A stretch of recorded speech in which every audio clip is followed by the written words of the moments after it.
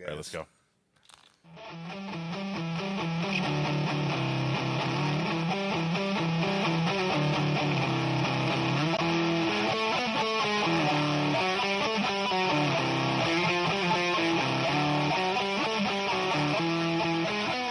Ladies, gentlemen, and non-binary, this is Fadein with Michael Keneal. I am your host, Michael Keneal. Fadein, this is our very first show, so if you're listening right now, thank you so much for tuning in.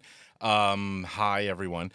This show, so just so everyone understands, basically, I sit down with local Miami artists, and we discuss things that have inspired them. This can be anything, range from films, poetry, literature, comic books. It's probably going to be a lot of video games.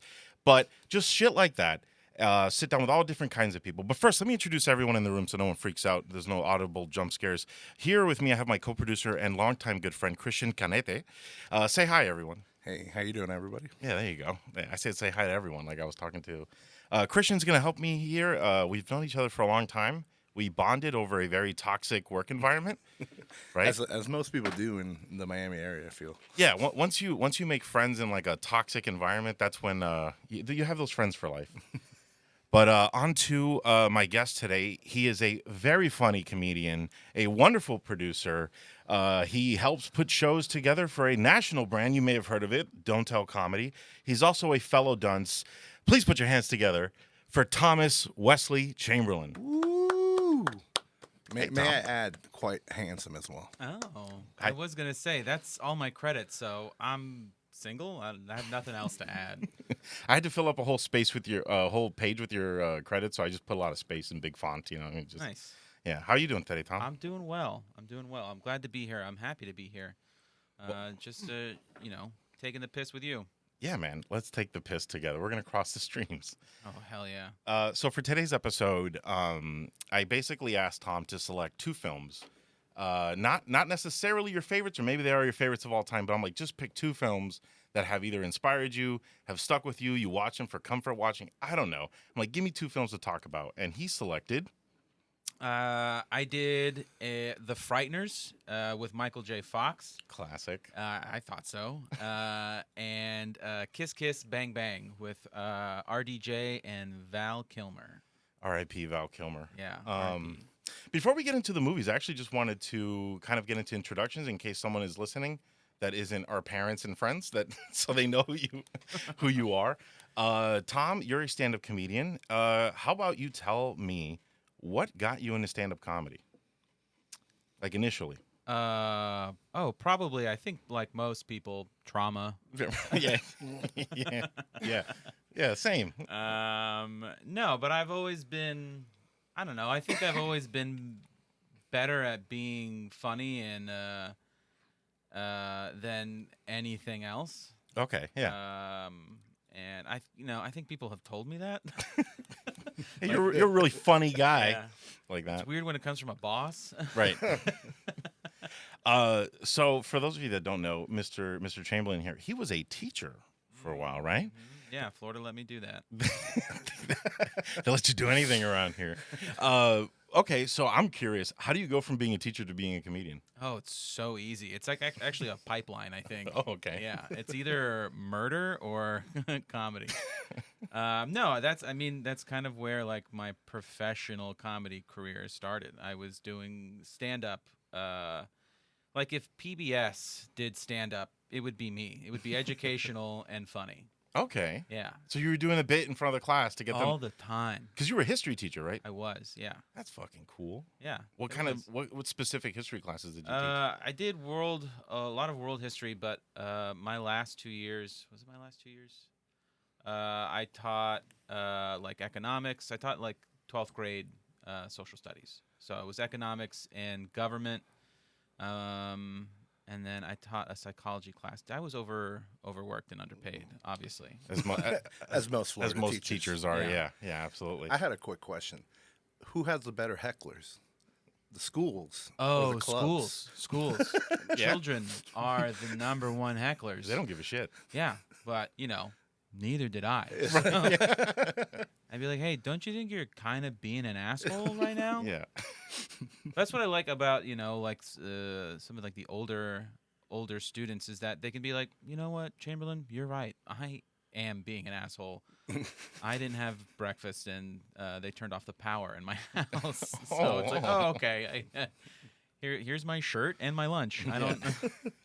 There's a lot of kids like that. Yeah. It's so clear that they just kind of project what they have going on at home. I remember I had a kid that a friend of mine, a kid, we were the same age at the time. He reeked of cigarettes all the time, and they were always trying to get him in detention for smoking, but they couldn't catch him. Damn, bro. And he had to just finally say one day, like, no, everyone in my house smokes cigarettes. I smell like cigarettes. Right. Yeah. That's not funny. Let's move on to something funny. I'm not a bad guy. My family is.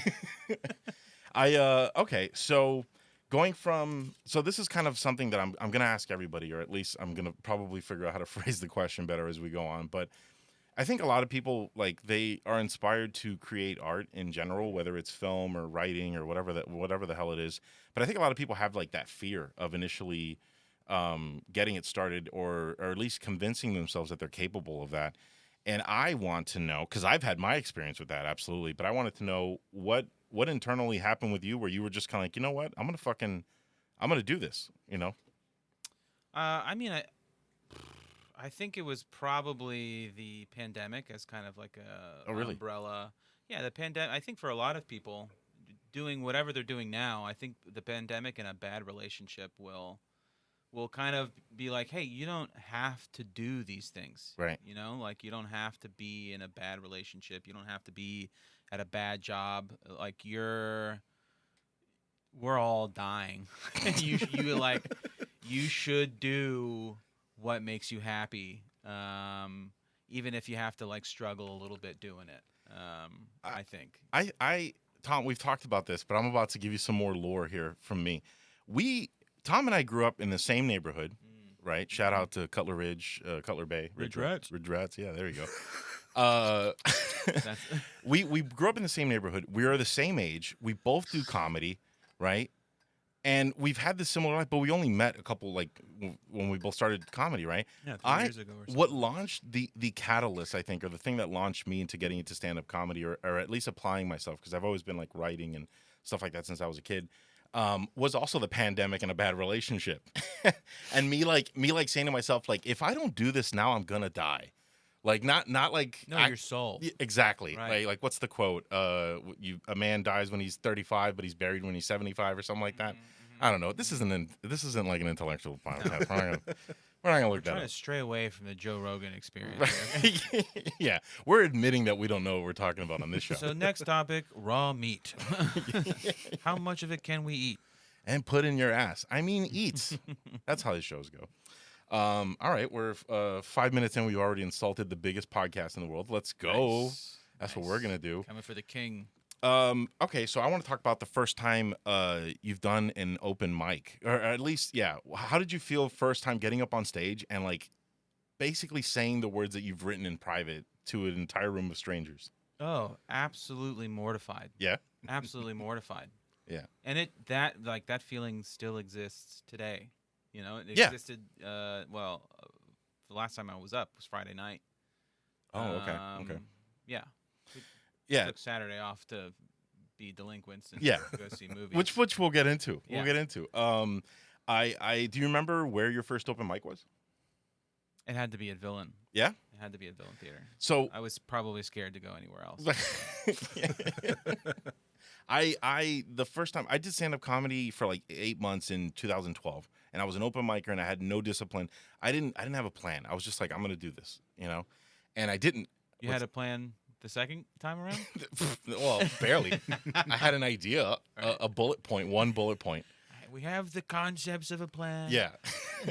And my first open mic, after 10 years of not doing it, was also at Villain Theater, and you were the host of that open mic. Oh, shit. Oh, my God. Okay, so I'd already come along a little bit. I mean, you had been hosting. I had seen you perform a couple times, but yeah, you had been hosting already. Okay. Yeah, so I don't remember. I think you were ahead of me by a few months or 6 months or 8 months. I don't know how long. Like that. But yeah, it was. I bombed, as I'm sure you did as well. Oh, yeah, probably that night Yeah. as the host. Nah, I don't think you bombed that night. I don't know. Maybe it was one of those things where I just didn't have like Like it just wasn't like for me. I was just kind of like, he's funny. I like it, you know. But yeah, I remember that night I told a joke that I've never told ever again because it was literally my first set back, and I'm not gonna repeat it right now, so don't ask me. Right. But it was just it was just an embarrassing joke, and I learned that night that like even if you've written something you think it's funny, until you've said it out loud and you hear it back, that's when you know it connects or not. And I learned that lesson that night. Do you remember your first good joke that you wrote that you're like, all right?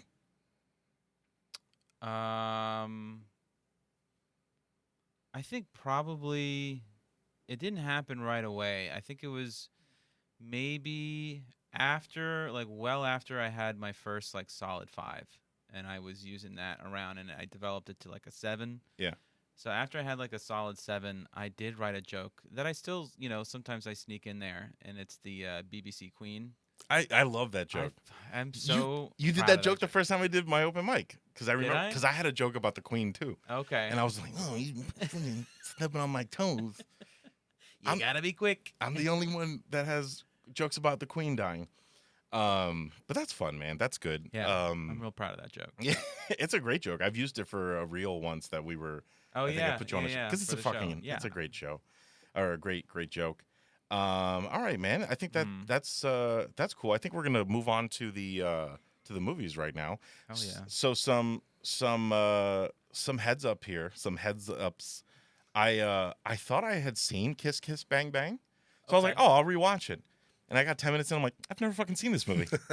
I've never fucking seen this movie. The setup, because like I'm a fucking comic, Jesus. The punch of the movie is Yeah. like the latter 2/3, and it's very not different, but the setup is all these different little parts, I think, that lead up to a much bigger chunk. So it's like an episode of The Simpsons.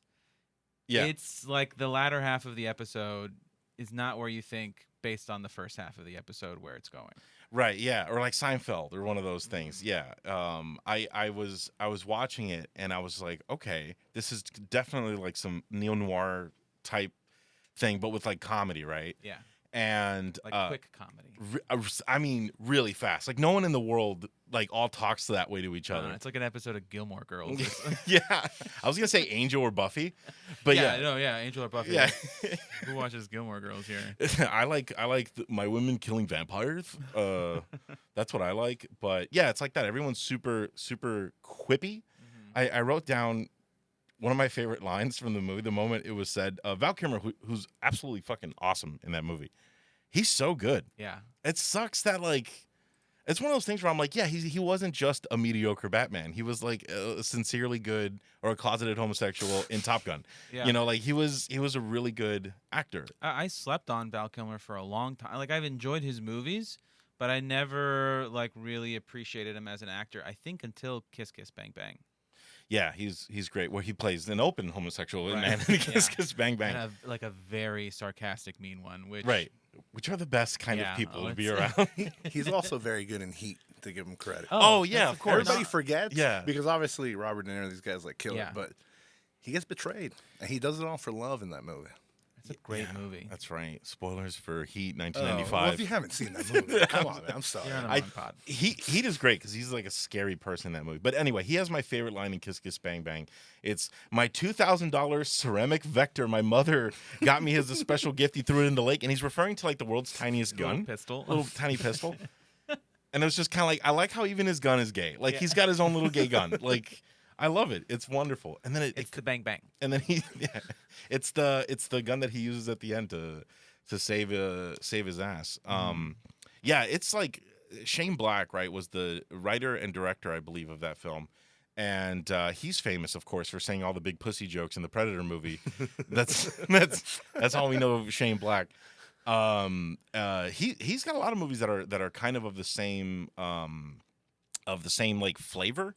What was the one with was it Ryan Gosling and I probably should have looked this up, but there's one with Ryan Gosling and I think Oh, the Russell, Nice Guys. The nice. Nice I was Guys. gonna say the Yes. other guys, but I know it's Yeah, not the no, one. that's a different buddy cop. Yeah.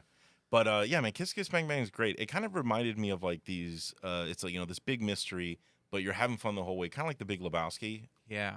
right? I love that feeling.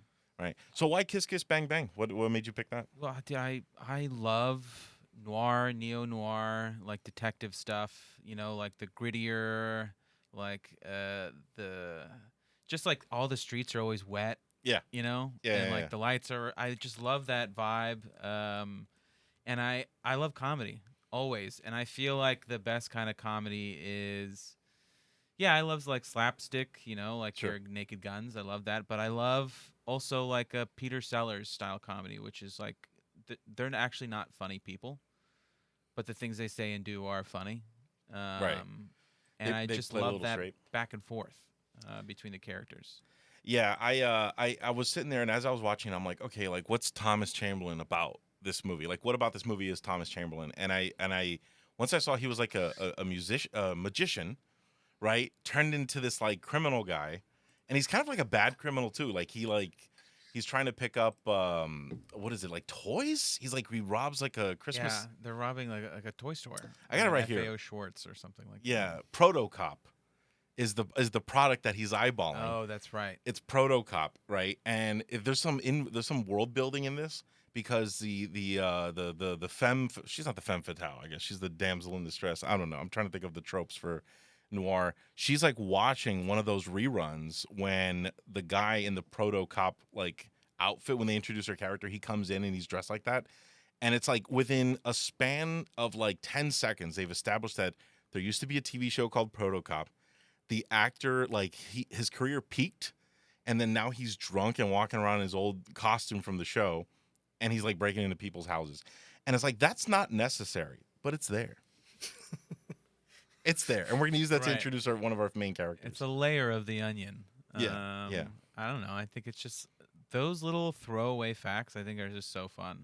Yeah, it is. It's a big playful film. All right, is there anything about this film that like kind of would you think that has like directly inspired you to do comedy? Is it like the fast talking or anything like that? Is it? I mean, I've always enjoyed like fast talking comedy. You Yeah. know, stuff that like sometimes it doesn't for me. You know, as a slow guy, Okay. sometimes it may not hit right away or like a delayed Yeah. effect. I love that. I find because with movies, I've watched so much of them that I feel like you kind of like like a beat in a song, you can guess the next melody before you hear it. The cadence. Yeah, Yeah. and I feel like movies are that way. Not in a negative. I'm not saying that negatively. I just watch a lot of movies, and it's just I don't know. It's kind of mysteries are inherently you don't know the ending.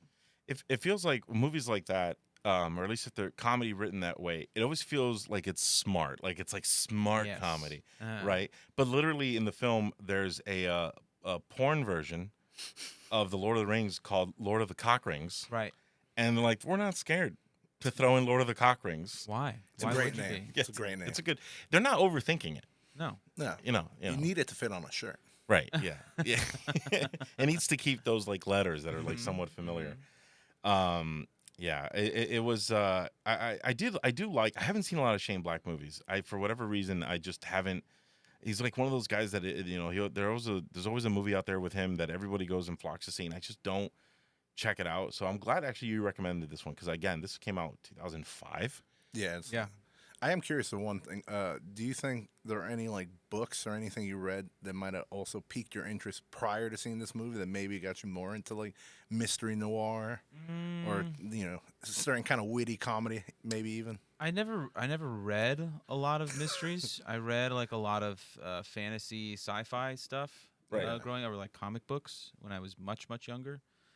My mom did read a lot, like not Patrick Stewart. Jesus, we were talking about We were We just were, talking we about Star were. Trek. Stuart Woods and like Tom Clancy. Okay. Okay. She read like a lot of thrillers, political thrillers, and man, there's this one. The Patterson guy? James Patterson. James Patterson, there you go. There's The big another. nerd I in can't this. remember which one of them, but he does a lot of like detective stuff in South Florida. Oh, Oh. Carl Hazing. Something like That doesn't that sound guy? familiar. I don't know, but No, I know the just popular was Alex Cross, but that wasn't down here. I don't know. no. That's a character, isn't it? Mm-hmm. Yeah. That's what's his name? Played him recently. Oh, I can't remember the. It was great. We did see it. Yeah. I can't remember. It is the good. Finally. I No, was. Morgan Freeman has played this character before, and He like has. Along Came a Spider or something like Oh, that. Yeah. yes. That's like the first. I mean, yeah, so this makes sense, especially if your mom was reading stuff like that. Because in the '90s, thrillers and like political thrillers and like sexy thrillers were like big back then. Because I remember I watched a lot of movies growing up. I was one of those kids that my parents just let me watch like anything, and yeah, I watched a lot of stuff like that. Like the Tom Clancy was huge in the '90s. Along Came a Spider. man. That was a big one. I still love those movies. I haven't seen that one in a while. I should check that one out. Every Jack Ryan movie. Oh, we were just, we were just talking talking about about that. that. Yeah. I Also, They real rip. quick, Aldous Hodge, he recently played Alex Cross. It's in a Amazon, I believe, Yes, series. that's the show I'm talking about. He did That's good. Actually, pretty good. Who's that guy? This is He's Aldous in a Hodge. really bad show called Leverage. Oh, You know okay, that, yes. All right, yeah. He recently played Alex Cross. He did a great job. I He feel, did a anyway. phenomenal job, I need to especially check that 'cause out. the last time I saw him was in that really bad show Leverage. It's either Leverage or The Librarians or something. Yeah, it was one of those heist shows. It was like on TNT. Right. Oh, It's okay. just a really big budget C-list show. Oh. Prison Break. Yeah, Some yeah. shit. That was definitely a genre or a thing to be into during that time. I remember I had a friend. He's probably maybe a year older than me or something. He started reading Tom Clancy books when he was like 7, Damn. and I'm like, right? Yeah, I almost real didn't. sad, real early. That's what I'm saying. Like I was like at 7, I think I still had a favorite Ninja Turtle. You know what I mean? Like I wasn't. I had like a Ninja Turtle cake probably Right, at yeah, 7 yeah. still. I wasn't worrying about the Russians or whatever the No. fuck. Not is yet. going- No, I was not worried yet. about the Foot Clan. Yeah, yeah, exactly, exactly. There's plenty of time to worry about the Russians later, especially later on in life. But yeah, man, those thrillers and that neo noir stuff is Yeah. is I also like I know because you said pick any 2 movies. So Yeah. I'll say that these are not like by any means my favorite movies. I Right. just think that they're good movies. But I remember seeing Chinatown at a really probably too young. right. Yeah, it's an Um, intense movie. And I love that movie, and I love Jack Nicholson. And Yeah. like every little detective, I try and incorporate his character into like little tricks that Hashmodius does in Dunces, and I fail miserably. But I love anything that has like a mystery, that has like a brooding character. Yeah, Because I don't know, it just seems it's almost like fantasy to me. yeah. Because that's a lot of what I read, and I think those like neo noirs are kind of like fantasy or Right. like at least sci-fi. You said you read comic books, so I'm just gonna go ahead and assume with what we're talking about, you read Batman, right? Because Yeah. Batman is just essential, or the animated series as Was kids, it the world's greatest detective? the world's greatest Yes, detective. correct. Yeah, yeah. I had his bed sheets. I think we all did. He was keeping. I had the Red Ranger for a while. I pissed him 4 times growing up, but we Yeah. won't He talk about enjoyed that. it though. Yeah, he's Maybe. into that stuff. Maybe. So Oh, I have a Red Ranger story that I don't know if I. You know what? I'm gonna fucking say it, When are you gonna talk about Red Ranger dude. again? So the second Red Ranger, what was his name? Rocky, right? Yeah. He slid into my DMs, the actor, one time. Not even kidding. Do you remember this? No, maybe. No, you told me. I told you. This was last year at SuperCon. Last year SuperCon where we performed. Oh, okay. He's like, hey man, what's up? I met you, right? And I'm like, what the fuck? Like what? And I thought for a second, and all right, we're just name drop people, but I thought for a second he got me confused with Raul, who also puts on comedy. He's another big bald bearded guy, Yeah. right? And I'm like, no, I think you're thinking of this guy. And he's like, no. And I was just kind of like, oh no, we didn't. I didn't know what was I panicked. I was just like, okay. So anyway, I follow the Red Ranger. He follows me on Instagram, and that's probably the peak of my celebrity interaction ever. But that was fun. that was a weird. I didn't know what was happening. I told That's an Mike you Everest don't. right there.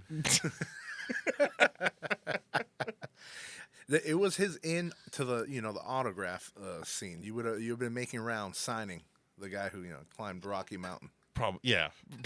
Probably. Also, I'm sure I look like a lot of his male fan base, just like a big bald guy with a Father issues. yeah,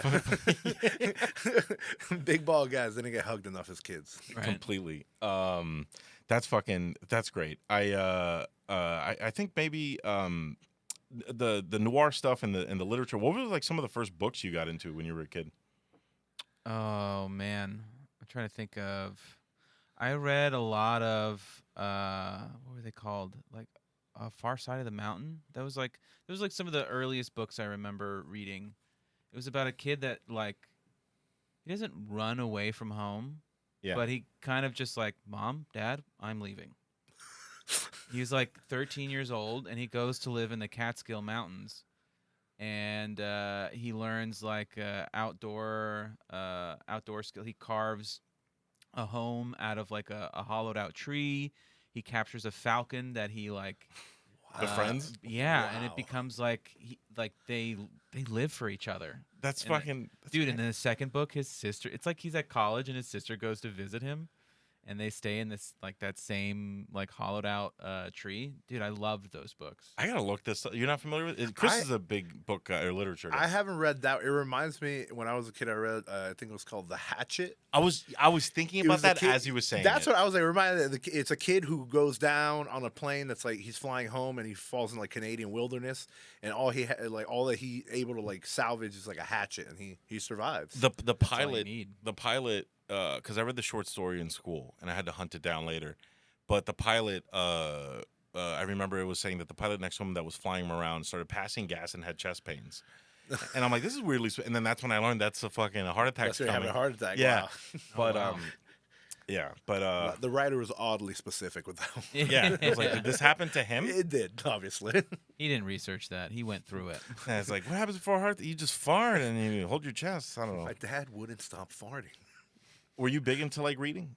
As a kid, yes. I read Lord of the Rings. Really? I think I read all four. Like I read The Hobbit and the trilogy in one summer, and it was one of those things where like I couldn't put it down. Like I got yelled at Oh, really?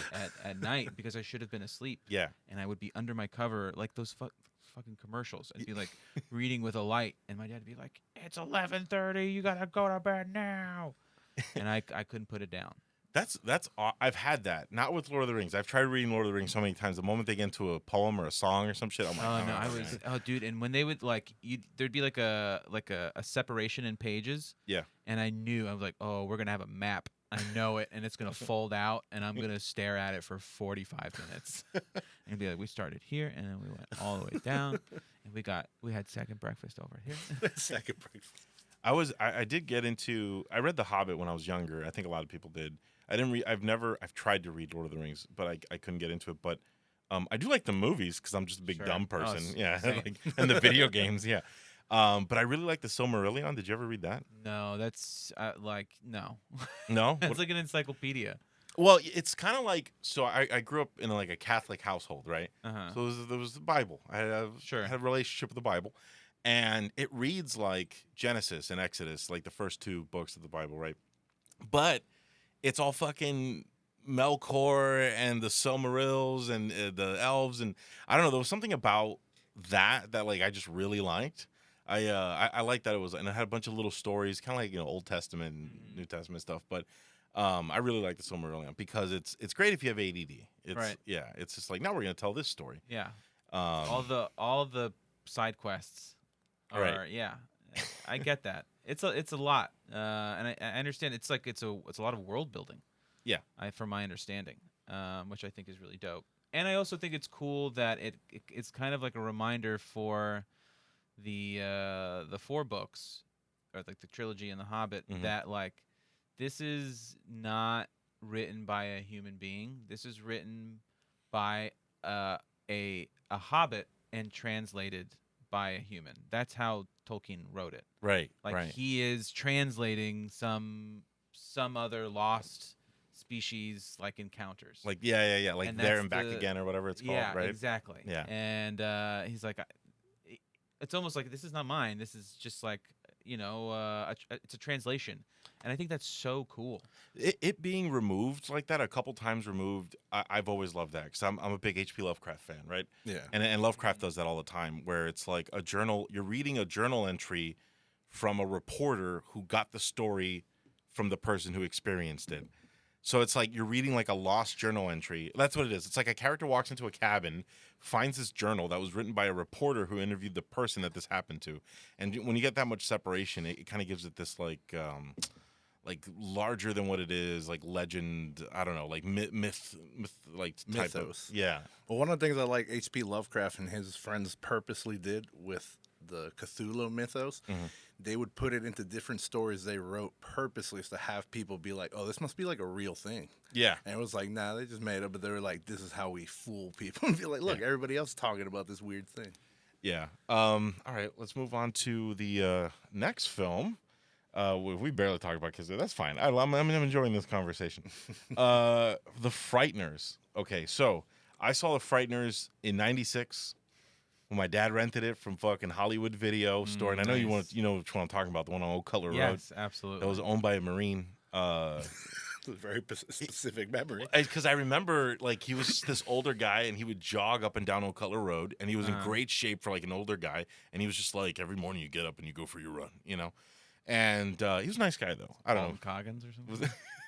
He was a nice guy, and he owned that shop. And anyway, it doesn't matter. Point is, we saw Frighteners, and I absolutely loved it as a kid, and I had not seen it since 1996, dude. It still holds up. It's Yeah. a great movie. Oh, so you're familiar with Yeah, it, right? I love that movie. It's Right. one of my favorite movies. So why the Frighteners, man?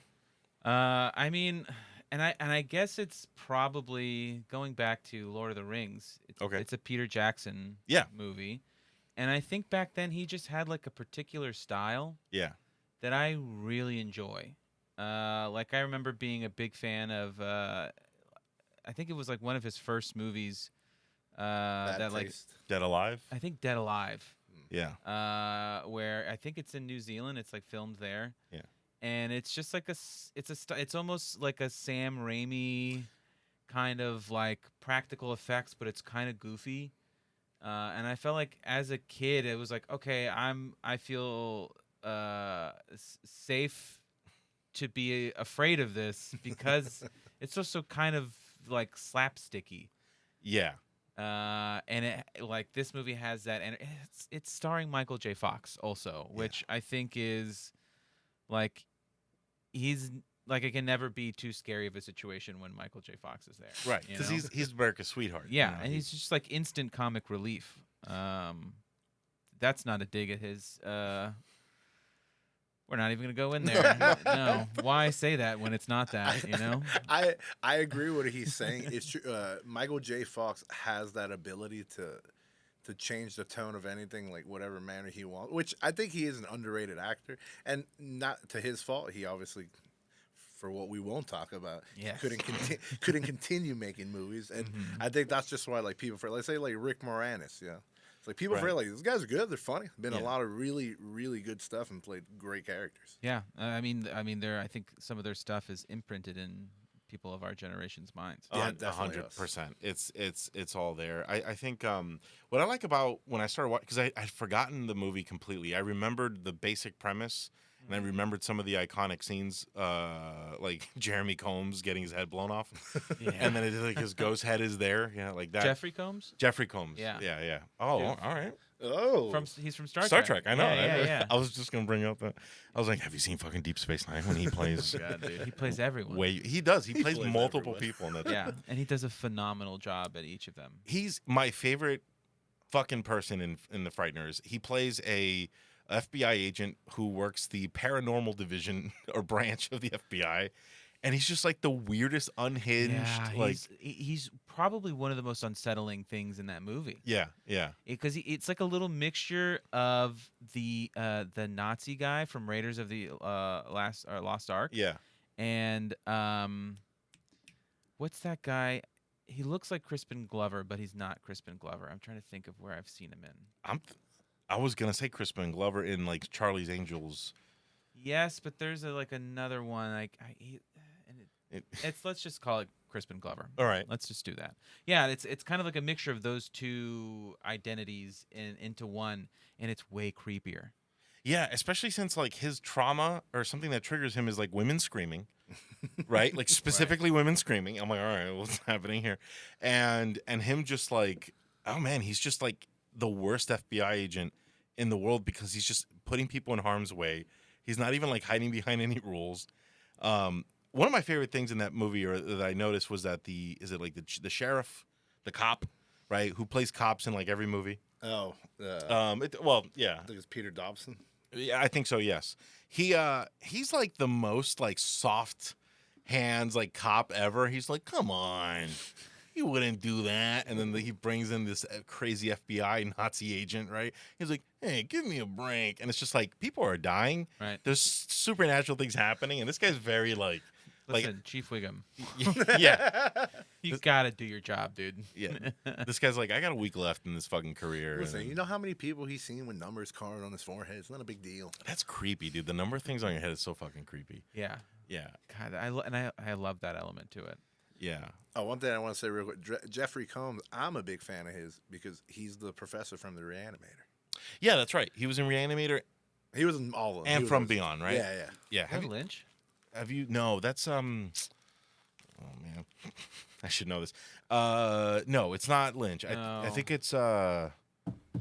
Fuck. Reanimator? It's No, yeah, No, it's it's for the tip of my tongue. He'll. It's a long name. Yeah. Have you ever seen Reanimator or From Beyond? Any of those? Like, love? Reanimator, yes, a long time ago, and I didn't really understand what was going on. I don't think he. So Reanimator is based off of like H.P. Lovecraft's Right. like stories. The director was Stuart Gordon, Oh, and okay. it was written by Dennis Paoli Okay. I was with wrong. William Norris and Stuart Gordon. Reanimator's dope, but I think, which is my personal preference, I really like From Beyond, which is just like an absolutely insane Yeah, movie. From Beyond is like psychologically creepy as it is visually creepy. Yeah. So like when you see, I saw it at movie theater young, and I'm like, whatever, watch movie. And I was like, That got a theatrical release? I don't like this. No, me and my brother went to some weird Oh, okay. midnight showing of it in some random ass movie theater, and I was like, I don't even like the way this movie theater looks right now.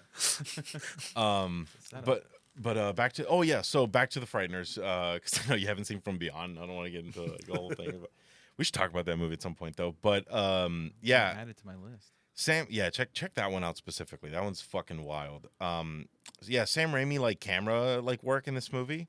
I think they were friends back in the day. I know like Sam Raimi used to be roommates with the Coen brothers, Yeah. Okay.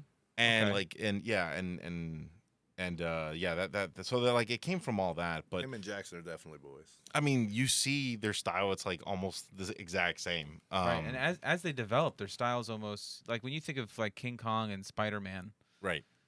same era, same, I don't know, it's not the same thing. They're very different directors, and they have a little different style, but there's also a lot of similarities, and I think they evolved, keeping those similarities.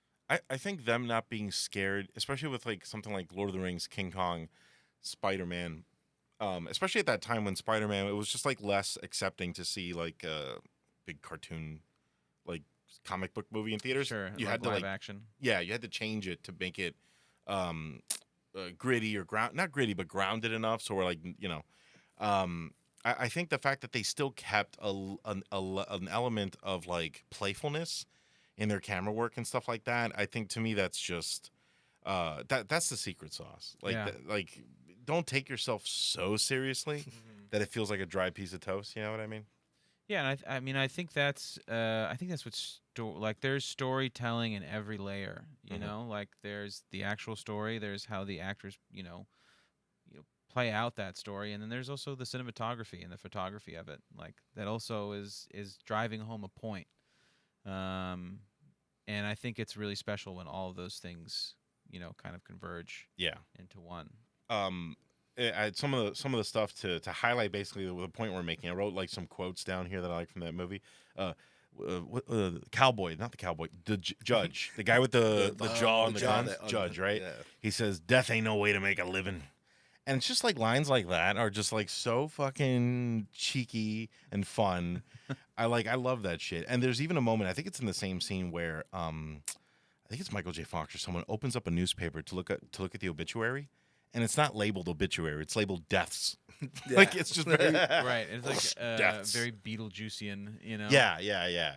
Especially fucking Tim Burton. That's exactly what it was. Like just cutting straight to the gothic aspect of it, yeah, which I miss. I miss that visual style, man. I feel like everyone else now just goes for like something kind of safe Right. or standard. Mm-hmm. It's whatever they can make with CGI. The one thing I do like, Peter Jackson always has had like that visual acuity, Mhm. and I think it's like definitely like Guillermo del Toro has to be like inspired by Peter Jackson Yeah. movie, because even like you were saying, like Dead Alive, he made that with his friends in New Zealand. Like it was all practical effects that they did in his backyard, and he was like us three were like, all right, we're gonna make this movie. Yeah. And he made it, and people were like, oh, you know what you're doing. Who did this? Could you look up who did the score for The Frighteners? Because it was jumping out at me the whole fucking movie. Oh yeah, it was very Soundtrack. orchestra. Film score, was Danny Elfman. I was baby. I was That's just. why, yeah. I knew. I was like, it I'm pretty sure it's sounded- Danny Elfman. It sounded like Danny Elfman. Yeah. So you have Danny Elfman doing the score. You have Blue Oyster Cult they used for like the intro, outro, I believe. Oh, that's Right. right. yeah. Don't fear the Reaper. They had the writer and director was Peter Jackson. There was another writer, I believe, but Fran Walsh. right. But the movie was produced by Robert Zemeckis, and that's just Yes. Yeah. that's just like a wonderful little magical pot of things happening, and you throw in Marty McFly as your fucking lead, Right. and which by the way I like that they made him kind of a piece of shit in the movie. Like he's kind of a Yeah. shitty con man. Yeah. Yeah. I mean, it's a real like gift or what? I don't know if I forget what they call it in the Stephen King verse. a shining. The Shining. Yeah, or the something? Shinning. A The shi- Shinning. a shi- Got the shinning. Yeah. But yeah, he just uses it for sleazy reasons, Yeah, which I yeah. think is awesome. It's very Ghostbuster-esque, you know, like how they're just kind of like business guys that are like, all right, well, I guess we'll catch ghosts now. And I love he has his two ghost cronies. Yes. yeah, It's yeah, the best. Which is 90s black comedy caricature, and who was the other guy? He was like some dorky guy. Oh yeah, the little nerdy dude. I didn't even recognize him when they show his real face at the end of the movie. I was like, I don't know who that looking guy at him is. now. Jim Fife. Okay, well, I've never. that sounds familiar, yeah, I his friends were very. It felt very comic booky. Like it felt very like Right. they're just there. They hide in his trunk, and he parks at people's houses, and he fucks with like he fucks with like their house, and then he just like just charges them $400-500. Apparently, before Jackson came on, it was supposed to be directed by this other dude, and it was supposed to be a spin-off from like Tales of the Crypt. So that might be why it Huh. has like that comic book feel. Yeah. Because Tales of the Crypt is old school comic book, like Tales from the Dark Side, or Like whatever. old pulp. Creep show. And Yeah. stuff, Right. yeah. It feels like a Tales of the Crypt story. Which I love. That's another reason why I like the movie so much, like aesthetic wise and stuff. That's like right on my. I grew up Same. watching that, and I Yeah. love Creep Show. And I love all those movies. Creep Show is so good. And those comic books, my brother had them. I loved reading them. They Yeah. look so cool. I was watching the movie and my roommate walks in. Shout out to Kelly Blake, funny ass comedian. Woo! And she walks out and she has no idea what the fuck I'm watching. All she sees is this fucking like 90s special effects, right? Of like death, like looking like gooey, fucking weird, like bad CGI, Right. and then like It's ghosts. a full screen, Bull- also, and Yeah. not in widescreen. Yeah, exactly. The aspect ratio's Damn, fucked. I forget that it's different. It's two different bad 90s special effects fighting each other. She's like, what the fuck is this? And I'm like, I don't even know what to tell you, dude. I don't know what to tell you. It's got Marty McFly in it. 1996 classic, The Frighteners, Kelly Blake. Yeah, fucking get with it. Yeah, it is kind of a wild movie. I will say the one thing about the movie that kind of it was a bit much. I'm willing to buy the damsel in distress like 90s trope where she like falls in love with the guy at the end. They love each other. It's never like, hey, let's hook up. It's always like, no, I love you within the last 92 hours. But with her, he kept the whole movie kind of like he's a terrible person, He's not great. which was something I liked about him. Right. Relatable. And she's by the end of it, she's like, my husband just died, but like, there's something about Michael J. Fox in this oversized jacket and T-shirt. It's definitely not I don't compensating know, for man.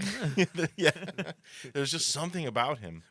Well, you fell for his toxic trait. You said even by the end of the movie, you're That's like, you know what? I'd marry this. You know what? I'm I can change him. I'm talking So shit. charming. He's I'm so talking shit, but I'm yeah. Look at those deep baby blues. I'm just drowning in them. Yeah. All right, so let's I guess we'll move on to something else. Oh, so some funny not spontaneous, serendipitous thing that happened, I think, was yesterday. I went to the movie theaters I had a rough week. I think everyone has a rough week, right? And I was like, I'm gonna go pretend like it's 2007 and just spend all afternoon at Barnes and Noble at Sunset Place and watch multiple movies. Jam the AFI. Yeah. and I was like, and then Tom showed up, right? And we saw 2 movies yesterday. We did. I haven't done that.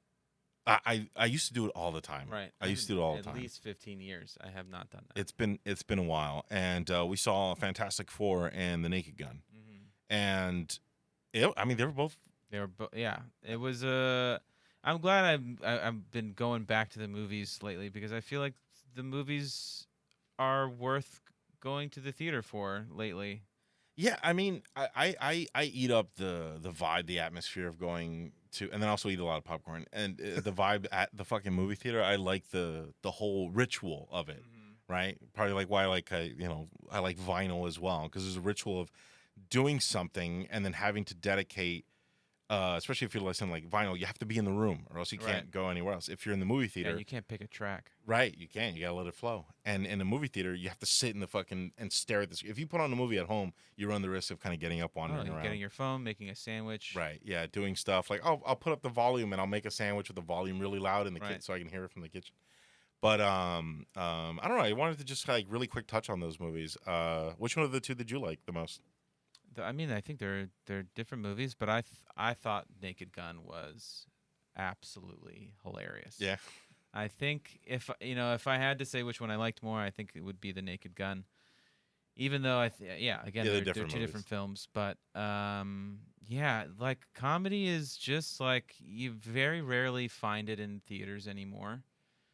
It's always streaming somewhere, and it seems like just like a half-assed effort is Yeah. given to it, or just like someone's idea for a sketch gets turned into a feature length, and it's just like doesn't have a lot of legs to stand on. Yeah.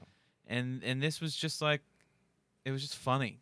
Yeah, comedy in theaters it needs to happen again. Yeah, it needs because again, even in the '90s, it was big with a lot of stuff. Because nowadays, what they'll do is, and it's not always bad. Sometimes it's funny, but they'll basically build an entire show around one comedian, and you're like, maybe that's not The play. enough. Yeah, that's not the move. Where like the Naked Gun is, and yeah, it's rehashing of something that existed prior, but there's so many visual gags, dialogue, humor. I mean, there's all kinds of stuff where they play things straight and it's funny because they play it straight. They play things goofy and it's funny because it's goofy. And it's one of those things where it's like I feel like I don't know the scientific difference between something like that and Meet the Spartans, which also does like crazy slapstick shit, and how something like that just doesn't connect at all. But then when you see the Naked Gun, it's like this. I don't know. It's like it's hard to not like it, even if the joke didn't land, right? Because it's so Right. Yeah, that's silly, 'cause there's stupid. another layer going on that Right. maybe the writing wasn't telling the story there, but maybe the physical comedy or the comedy in editing the shot was funny. Yeah, if something doesn't hit, another layer will hit with this movie in particular, and for like a good movie, Right. it's just something that's telling the story.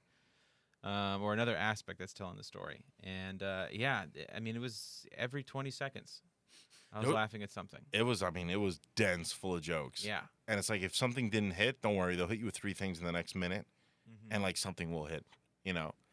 You guys got me excited to see it because I haven't seen it yet. It's And the original, that's how it was. It was like machine gun, like they're gonna, Yeah. like you were gonna laugh at one of these 3-4 things they showed you in 4 minutes you thought was funny. Yeah, if you didn't get it, you're not old enough yet. it's an old man comedy. We're in our 30s, and we're like, well, maybe when we're 40, Yeah. we'll get this one. I don't know. One of my favorite. This is from the original, but one of my favorite gags from the original was when he's on the rooftop with OJ. Oh, the gun? Yes, God. isn't that so good? He like So funny. he's like, I'll cover you, and he's like shooting them, and then like Drebin is like trying to do, and then every time it cuts back to OJ, he's assembling Another piece to his gun. It becomes a rifle, and then You're like, eventually, oh, it's like a like a submachine gun. Oh no, wait, no, it's a rifle. Oh no, wait, yeah, it's, it's like bazooka. an anti-aircraft. Yeah, you're like, He's oh. like on a chair. it's a turret. yeah, he's on a chair with a little World War II helmet, like fucking. The older I got, I also found that funny because imagine what didn't make it. Imagine the stuff they're like, nah, that's too man. crazy. We Yeah. can't put that on. They're Yeah. like, oh God. Yeah, Great. Yeah, that's a good point. yeah. I hope comedy kind of comes back, or at least give me some kind of a reason to watch something like that. I feel like what happened is in like the mid 2000s there was the dissection of comedy in movies, like Funny People and other serious Adam Sandler movies that I can't remember, but Punch Drunk Love. yeah, yeah. It wasn't just him, but yeah. Well, yeah, it I wasn't get what just you him, mean. I but get it was what like this is sad comedy, Yeah. which I don't have anything against, No. right? But when that's kind of all when that's all it is, no. Sometimes I just need Leslie Nielsen ripping off Yes. people's arms and hitting them with it. Do I have to cry first? Yeah, yeah. You know, that's like what was that movie? It was that Taika Waititi movie. Oh, Something of the Outlands or something like that. It's with Sam Neill, Yeah, and it's about a kid he's like a foster kid, and it's a hilarious movie with so many heartwarming moments, so many funny, like ungrounded moments. Mhm. But it's also has a really dramatic undertone, and it's like, what happened to just laughing at shit? Hunt for the Wilder People. Yes, I haven't seen that's that. a good movie. Yeah. Yeah, And it's got 2016. Oh, Rice the Darby, I love him. the fat kid from Deadpool. Oh, like the fat kid from Yeah, Deadpool yeah. 2, I think it is. Yeah, or- Deadpool 2. Oh, okay. All right, I gotta check that out. That's great. I did like his. Also, I just want to say, whoever's listening, I'm also fat. We can say. He pointed straight across the table at me. It's got that fat kid. He's got that mic energy. Am I in this movie? Hey man, every time you point a finger, there's 3 pointing right bang in you. There's 3 sausages. That- pointing back at me. I was gonna say all my fingers point to me when I hold the sandwich. So. Yeah. Yum, yum, I don't know if we should get into Fantastic Four was fine. It Yeah. was. I don't think it was.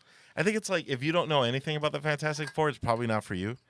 But if It was better than I think the last like 6 years of Marvel. yeah, it's probably my favorite or the most enjoyed Marvel movie since like Endgame or something for me. I believe it's supposed to reset their movie universe. So like this is how they're gonna do Secret Wars and other stuff that they're planning. Yeah, Really? Yeah, Huh. I I think got- this is like their reset button. I'm not gonna like spoil it, and just in the off chance, because Well, yeah, this It's movie is still not from pretty 1995. fresh. Yeah, Don't do it's that. still yeah. pretty fresh. yeah, It's not Heat from 1996. yeah, but- right. But it's not. It's also like not much to spoil. It's very much like a superhero. Sure. Yeah, Sure. it's like They win. yeah, good prevails. What a shock.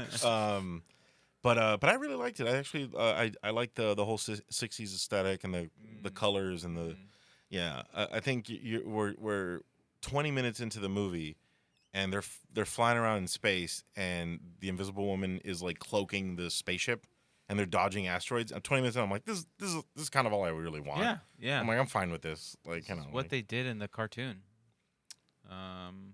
So yeah, I also, and we talked about it in the theater. Like it's like analog stuff is dope. I love analog sci-fi Yeah. specifically, Yeah. right? It's very aesthetically pleasing. Super. Even Yeah. like even in Star Wars, Yeah, there's Star Wars. kind of like an analog vibe to it. Alien. And that's what I thought was so cool. Like when they, started like Rogue One, when they brought Yeah, when they brought that back. analog kind of aesthetic back to the movies. Yeah. Yeah. I like that. I like Alien. We were talking yesterday about Yeah, Alien. The the beginning. opening to yeah, Alien is yeah. such I like just watched that mhm. because I'm a fucking psychopath and it's kind of creepy. But Looking 10 forward to the hours new of the show. opening of Alien Yeah, on yeah. YouTube. let me tank the algorithm with my next thing I'm going to bring up here. Do you guys ever watch Battlestar Galactica? yeah. I like on and off. I think it was when it was airing, or Yeah. I think did it air on TNT? It was sci-fi. Oh yeah. my god! But Yeah, I think TNT did get reruns at one. Oh, point. I did think it? I Yeah. saw the reruns. Yeah. And of course we're talking about the remake Yeah, show. Is yes. it Jimmy Smits or something? Who's the guy that's in it? No, the guy from Selena's dad. yeah. Edward James Olmos. There we Yes, go. yes, Yeah. yes. Who I pretend he's my dad in real life. So What am I gonna do with these kids? Hello. He's great. He's great in that show. I hate that they make him wear blue eye contact lenses, but that's fine. We'll get over it. It's the future, bro. What got me? it's the future, right? It's the future. What got me for that show? Because I had a bunch of friends that really wanted to get me to watch it, and I was like, oh, you just don't want to watch anything anymore. Right. And what got me was that that because they had to fight this super advanced robot thing, like civilization or army, they had to use a ship with analog technology. And that was like they had Right. phones on cords and shit. Yeah. And they're like, spool up the FTL drive. I'm like, this is awesome. Like, I was like, I'm on board because this is like analog. Right. I Try was- and hack me now, bitch. yeah, exactly. They can't. That's the whole thing. But all right, we'll- Videos on a cassette. Download this PDF on this 8-track. Yeah. Oh, cool. Battlestar Galactica was a lot of fun. But yeah, man. All right, man. Let's let's get into a little bit of an outro here, I guess. A little fade out. Little fade out from the fade in. Every time there's an ad that plays in the movie theater, this has happened like 3 times with me and Tom now, because we saw Superman a couple weeks ago, whenever the fuck that was. Correct. And there's an ad for, I can't remember what the fuck it was. It was like a script, and at the very bottom of the ad, right before the movie play, before the trailers, it will show fade out, like written on like, and I'm just kind of. That's the name of my job. It came from They somewhere. said it. I probably shouldn't do that voice. That's a weird voice. Well, I'm doing a now silly it is. man's voice. That's how I talk. What the But yeah, man, this is great. I love that films. I think films, and one of the reasons why I went with films with like a comedian was because I think films are just easy. I think it's easy to connect with their audiences and people in general. And I think that there is a direct line, in what you do, which is producing shows. I mean, we produce a show called Dungeons and Dragons, so stick around at 6 o'clock. We're gonna be having a session, and we try to make it as theatrical and dramatic as possible while still juggling humor. Yeah. So that's been great. But yeah, I think I'm gonna start bringing this to a close here. And Tom, where can we see you next? What do you got lined up? Well, I mean, most Fridays and Saturdays you can catch me at any of the Don't Tell Comedy Miami shows that I help the main producer Dean Roshdi with. I've brought him up on the Dunces shows, but yeah, that's where you'll find me. If not there, playing D&D or being on stage playing D&D. That's where my heart is happiest. That's sweet. That's sweet. I love it. It was very heartwarming. Yeah. I want to say I thought his movie picks were very appropriate for your because I've seen you perform and you are a very funny comedian, quite witty. Thank you.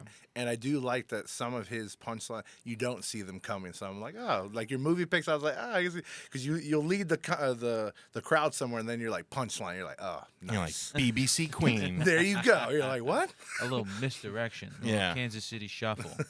Yeah, this is so going forward, guys. I'm gonna have people on different art. I have a director lined up. Ooh, look at me. Ooh, it's not Steven Spielberg. I have Esteban Spielbergo. yeah, his Mexican it's cousin. not it's skinny Guillermo del Toro. Oh man, that's so good. Yeah, I have an educator coming on. Oh, I mean, though Tom's an educator, but No, we don't go by that No. title anymore. We Not go- anymore. No, I'm uneducating people now. right with your comments. Nice. Yeah. We're gonna have a musician. That's gonna be a Oh. lot of fun. Artsy. But yeah, follow. Tom Foolery. That's THOMPHOOLERY. Tom Foolery on Instagram, or follow an account that Michael and I share, which is the Dunces y Dragons. That's Dungeons and Dragons en español. Yeah, because English was taken. Yes. So yeah, Damn you, Trump administration. if you want to follow this show, it's going to be on Instagram at FadeInMC, and if you want to follow me, I will be at Michael Keneal. It's just my name. It's just me. He's the MC. It's just me. But this has been a fun first episode. Thank you so much, Tom, for coming. Thank you, for being my having first me. guest. Thank you, Chris, for your help today, and thank you to Jolt Radio for making this happen. Heck yeah, Yay. Joel. All right, that's been Fade In. I'm Michael Keneal. Good night. Bye. Bye.